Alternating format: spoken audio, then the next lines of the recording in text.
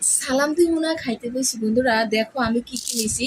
এগুলো হচ্ছে খারকনডাগার ভর্তা, এগুলো হচ্ছে মাছ ভাজি, রুই মাছ ভাজি 2 পিস দিছি, এগুলো হচ্ছে কারকল ভাজি, এগুলো হচ্ছে করলা ভাজি আমার। তারপর আছে নাগামরিচ, এখন খাবো নাগামরিচ দিয়া খারকনডাগার ভর্তা দিয়া একসাথে আগে খেয়ে নেবো, তারপরে এক এক করে সবগুলা খাবো।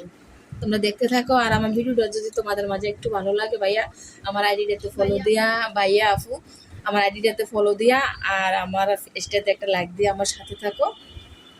আমি এখন খাবো। নাগামরিচগুলো আমি ভেঙে নিছি, বেশটা ভেঙে নিছি। দেখো আগে খারকনডাগার ভর্তাটা দিয়ে আমি আগে খাইয়ে নিই, তারপরে একে একে।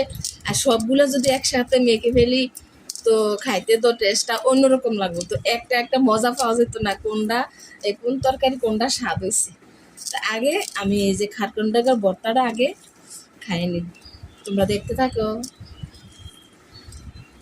কি ফ্লেভার! আমি এই যে নাগামরিচ দিয়ে মাখছি, ওই নাগামরিচ বাকিটা ওইটির সাথে খামো।